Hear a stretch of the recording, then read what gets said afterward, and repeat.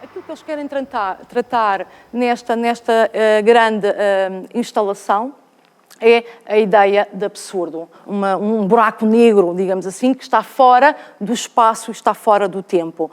E, curiosamente, aquilo que nós temos é muito presente a ideia da fotografia, só que ela não está cá. Ela só está, digamos assim, referenciada de uma forma indireta.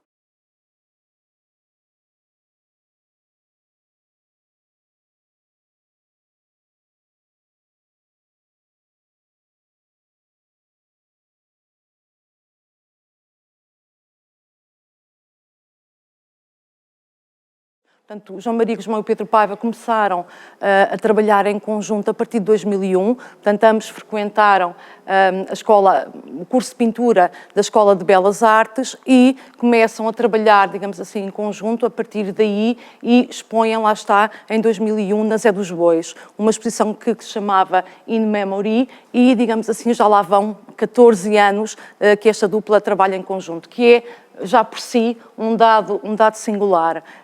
Não será fácil, como devemos perceber, trabalhar em conjunto e, na verdade, marcou, digamos assim, também uma maneira de produzir a arte, quer dizer, não é nada insólito, não é nada que possa acontecer, mas, na verdade, em Portugal não havia, digamos assim, estas duplas a trabalhar. No caso, aquilo que trata a sua obra, portanto, aquilo que eles fazem é trabalhar em diferentes mídias e isso enquadram-se perfeitamente naquilo que vem a ser a produção artística contemporânea, nomeadamente trabalhar com fotografia, instalação, escultura, cinema e, em alguns casos, de outros artistas, em vídeo. Portanto, digamos assim, é um trabalho que não escolhe, digamos assim, disciplina, só não se fica enquadrado numa só disciplina. Aquilo que eles fazem é trabalhar com o princípio da transdisciplinaridade ou da interdisciplinaridade e, digamos assim, tendo ciclos de produção que podem cruzar esse trabalho com esses diferentes mídias, digamos assim. Do ponto de vista técnico, o que é aquilo que eles salientaram mais e talvez a sua carreira tenha-se consolidado assim tão rapidamente, porque, digamos, não era nada visto no meio artístico português, sobretudo pela sua relação com o cinema experimental.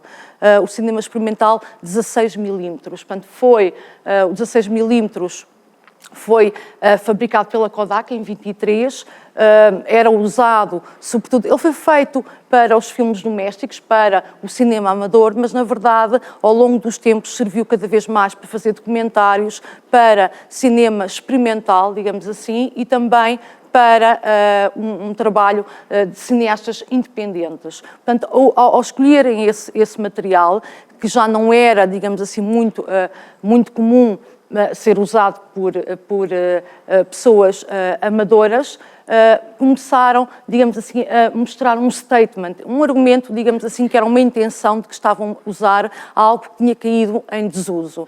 Sobretudo numa época em que começamos a utilizar muito mais o filme digital e não o filme analógico. E aí também era, digamos assim, uma maneira de mostrar a sua diferença. Iam buscar aquilo que não era tão comum ser usado. Ora, essas curtas, esse cinema experimental que eles fazem, normalmente de poucos segundos ou de poucos minutos, aquilo que eles fazem é ensaiar investigações experimentais. Mas fazem nesta colagem à ciência, mas a uma ciência que é mais para a ciência, digamos assim. Eles ensaiam, então, investigações experimentais com acontecimentos ilógicos. Nós não sabemos muito bem a explicação de porque é que acontecem e encontram cenários que não são aqueles que são os modernos, digamos, laboratórios. Nós estamos habituados ao da ciência de ponta.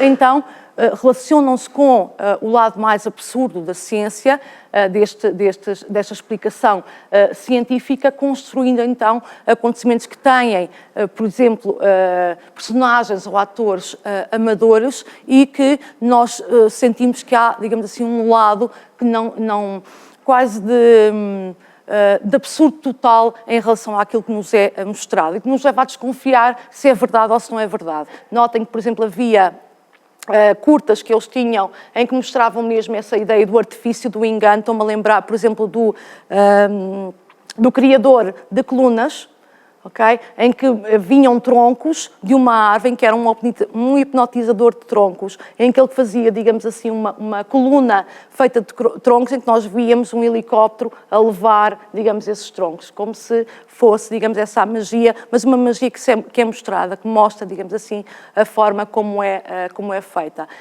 Posso-vos dizer que entre as suas referências, aquelas questões que eles colocam, sobretudo da filosofia, estão, por exemplo, os filósofos pré-socráticos, em que se interessam pelo princípio das coisas, que é isso que eles querem também fazer ou abordar no seu trabalho, ou então Bergson, Nietzsche, Heidegger, mas também o ocultismo, ou então, por exemplo, a patafísica do Albert Jarry, em que é, digamos, uma ciência das soluções imaginárias. Portanto, é quase como um lado de gozo com aquilo que é também a ciência, mas que, no fundo, são as questões fundamentais da nossa existência, ao que nós nos colocamos muitas vezes.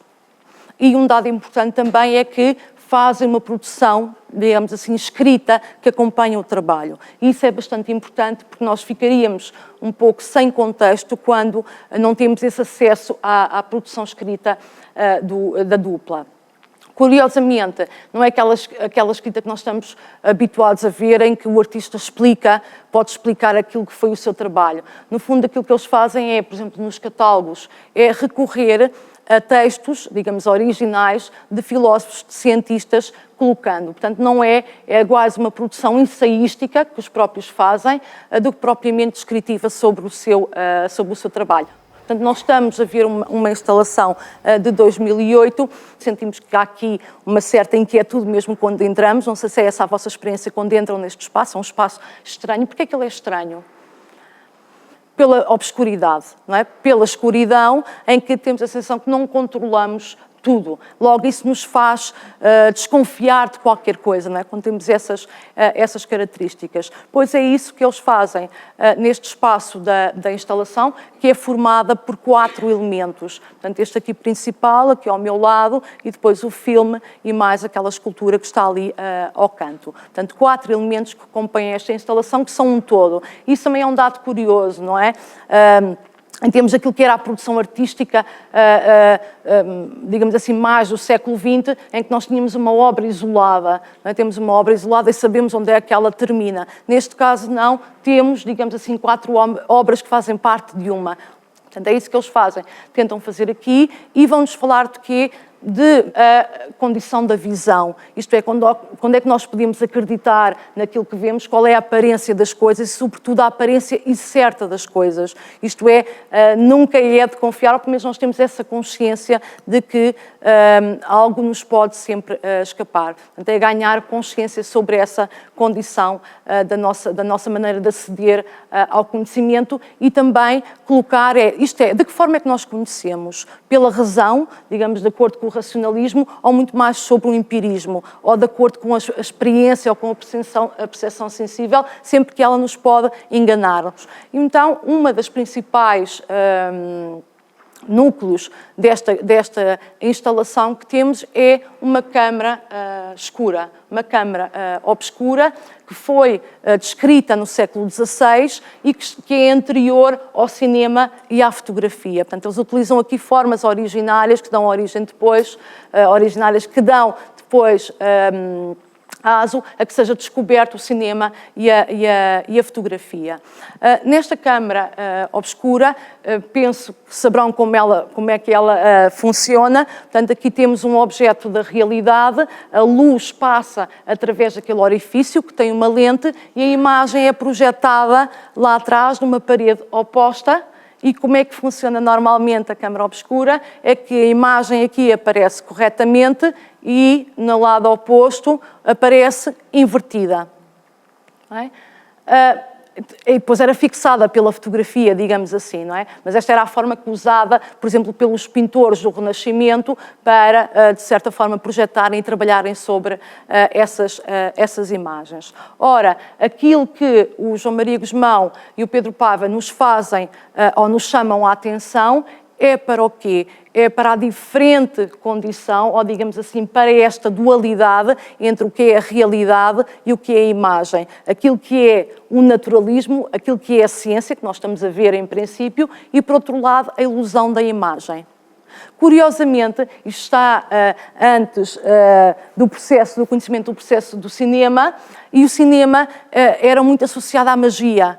Quando surge, havia variedades, digamos assim, que era visto quase como uma ilusão, um engano. E é aqui que eles nos mostram isso. É, por um lado, o que é igual, o que é diferente, o que está na luz, o que está na sombra, o que é a realidade e o que é a imagem. Ora, eles invertem a câmara obscura. Eles criam aqui uma situação em que o objeto da realidade é que é colocado de forma invertida e a imagem aparece, digamos assim, correta. Isto, no fundo, funciona como o paradigma da nossa visão, que acontece a mesma coisa. Nós temos a realidade, as imagens, a luz é, digamos assim, transferida para o cérebro, e o cérebro é que se trata de colocar a imagem, que ali estava invertida, na posição correta. Nós funcionamos como uma câmara escura. Funcionamos como uma câmara escura em que o observador não se imiscui na realidade. E isto era qualquer coisa que eles queriam também questionar, a dupla queria questionar, é de que forma é que eu tenho que me relacionar com a realidade. E, por exemplo, podemos pensar num R. Bergson, em que ele fala da intuição, em que nós temos que estar no mundo, temos que acreditar naquilo que são as nossas sensações. E lá está esta dicotomia entre a razão e os sentidos e, por outro lado, as ideias inatas, não é? E aquilo que nós podemos absorver da própria realidade. Por outro lado, o que é também aqui importante? É a questão do meteorito, não é? Esta forma que parece um grande monolito a cair do céu. Aliás, após esta exposição, depois de 2008, eles vão apresentar uma exposição que se chamava Meteorítica, em que se interessam por isso mesmo, por aquilo que é pedras que vêm do céu, em que se dá a transformação do não ser ao ser, porque elas vêm do infinito e só quando chegam à Terra é que têm, digamos assim, existência para nós, pelo menos, e tratam destas pedras como se nós lhes dessemos sentido de alma. Portanto, elas têm pistas, contêm em si pistas daquilo que é o início do sistema solar e são tão valorizadas por isso mesmo. Aquilo que a dupla diz é que é como se fosse um objeto de museu. Nós temos que lhe dar um nome especial e normalmente dá-se nomes aos meteoritos, damos nomes, tornamos-los especiais para colocá-las, tal como as obras nos museus, com um sentido especial, okay? Como se tivessem uma aura, uma alma. E aquilo que eles dizem é que estas pedras não são diferentes das outras. Elas são estáveis, são sólidas, tal como as outras pedras que se encontram na natureza. Aquilo que eles fazem também, é do paradoxo também da gravidade. Como é que é possível que esta pedra, é claro que aqui está sustentada, mas essa ideia de como é que uma pedra consegue ficar neste sentido. Neste caso, portanto, da câmara obscura, aquilo que se pode pensar é também numa relação aqui da imagem, da realidade com a imagem, para outra peça que aqui está ao meu lado, também um monolito, em que já não falam tanto da questão da realidade e da imagem, mas sobretudo da morte e da vida. Isto é, a inevitabilidade da morte e do tempo. E vejam que é a pedra, digamos assim, o lado mais pesado e, digamos assim, imóvel da pedra, com a ideia de que há uma passagem do tempo e que nós estamos, digamos assim, destinados àquilo que é a morte. Por outro lado, também a ideia da sombra. A sombra é muitas vezes aliada à ideia da morte, àquilo que é as trevas, digamos assim, à ideia do duplo. E, digamos, quando vocês, depois de acabar a visita, ou mesmo antes, devem ter visto aqui uma sombra que é, digamos, poderosa, que faz parte da peça, não é só... E aquilo que eles também podem perguntar é o que é que a sombra muitas vezes nos pode dizer da realidade. Está bem? E essa solidez é muito interessante em relação à transitoriedade, ou digamos a fragilidade do ser humano neste crânio, é dada também em relação a esta peça, em que temos o peso não é? Da pedra, que é aquilo que salta aqui à luz completamente, e por outro lado, aquilo que nós vemos ali é a imagem que é imaterial da projeção. E tudo isto se faz, digamos assim, com várias projeções, seja da própria realidade e neste caso ali da sombra, e todas estas questões entre aquilo que é a projeção da projeção é dada também na outra peça que ali está no canto. Eu não sei se tiveram a oportunidade todos de a ver, vou tentar explicar. Portanto, aquilo que nós temos é uma pedra e, digamos assim, eles tentam levar mais longe esta questão da projeção e da aparência tal incerta das coisas. Portanto, neste caso temos um monolito, ali temos um pequeno pedregulho que está suspenso no teto, e se nós vimos para lá da lente, que também é como se fosse uma câmara obscura dentro desta câmara obscura, vemos a imagem da pedra a rodar e com bastante luz. E aquilo que nós vamos ver é que a pedra que está do outro lado se projeta, a pedra que tem luz, a luz projeta-se aqui nesta que seria a sombra, mas que é a verdadeira pedra. Okay? Nós vamos ver a projeção, que é, digamos, completamente imaterial em relação a ela. E o que é que isto nos causa? Uma ideia de mise en abîme. Okay? Algo que se reverencia a si próprio, que se contém a si próprio. Okay? E é muito interessante porque é como se fossem vestígios que eles utilizam muito deste, não uma imagem nítida, visível, mas esta ideia de interrupção de qualquer coisa que não se dá a ver totalmente. E como vemos, várias formas da mesma coisa. Okay? E que têm tanta importância quanto a coisa em si. O que é que elas nos diz sobre a coisa em si? E esta ideia de sombra é como se fosse a ideia do informal. Quando nós vemos uma sombra, ela não tem as características morfológicas que tem o próprio objeto, não é? O objeto tem particularidades, nós conseguimos perceber a sua identidade. Na sombra, não. É quase como se fosse algo indistinto. E isso tem a ver com a não existência, antes do ser surgir com as suas particularidades. E, portanto, faz, digamos assim, neste contexto, e depois desta pedra poderemos falar então no cinema. Na questão do filme que ali temos não projetado, normalmente aquilo que eles fazem é colocar os vários projetores na sala. Neste caso temos uma projeção incorporada na própria sala, em que aquilo que nós vemos é uma gota. Uma gota em que, a explodir, digamos, e o que às vezes parece uma lâmpada, mas na verdade está descrita como uma gota, e o que nos dão a ver, que era isso também que faz parte das suas curtas, é a ideia do slow motion, a ideia da imobilidade. O cinema é uma imagem em movimento, a fotografia é uma imagem parada, e aquilo que eles se aproximam neste caso, incorporando o slow motion, é tornar mais parada essa imagem, essa sucessão de imagens, para nós termos possibilidade de ver aquilo que é imperceptível a olho nu. E transformam isto em qualquer coisa de estranho, em que, mais uma vez, nós não temos a sensação se isto é verdadeiro, se isto é uma experiência real, e quase todos os outros nós não temos contexto, não temos paisagem, não sabemos qual é, digamos assim, o sítio onde eles se encontram, e é um vídeo, digamos assim, didático, nesse sentido também, que mostra uma experiência que está a ser feita. Ora, quanto a mim, e tendo em conta aquilo que é este universo desta instalação aqui no espaço, não deixo de fazer referência ao Big Bang. Quando a gota explode, é como se fosse, digamos assim, o início de qualquer coisa, em que há uma explosão ou há grande expansão, em que dá início, digamos assim, ao cosmos. E é nesse sentido que aqui falamos tanto na questão do homem, mas também na questão do universo. E é nesse sentido que esta peça também é interessante por aí.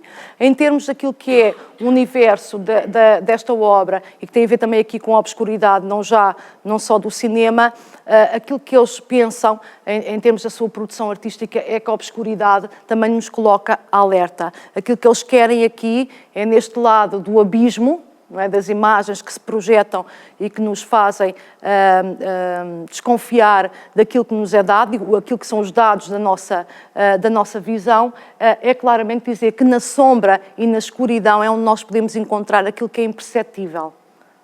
É, digamos, que nos faz acordar para certas situações que se calhar nos passariam desapercebidas. E é isso que eles fazem, digamos, esse alerta para questionar através destas formas e muito acertadamente aquilo que eles criam é peças artísticas que não são para contemplar. E aí também há uma diferença em relação àquilo que nós estamos habituados. Não são peças em que o interesse tem a ver com a contemplação, o interesse aqui é que são dispositivos de observação. É como se fossem formas, digamos, em que nós estivéssemos próprios a fazer as experiências, a ver como é que é feito, não é? Que nos implicam ou que quase obrigam o espectador a deslocar-se, a perceber e, digamos assim, a refletir sobre aquilo que nos é dado. Não é? Portanto, não tem a ver propriamente com a questão da beleza, ainda que seja importante, não é? Que seja bem feita, que seja atrativa do ponto de vista estético, mas é sobretudo uma forma de nós termos meios de observar aquilo que eles nos querem traduzir, que é, digamos, esta dificuldade de nós termos ou de percepcionarmos e também obtermos o conhecimento. Ficarei por aqui, está bem? Se houver alguma questão, coloquem. Muito obrigada, está bem?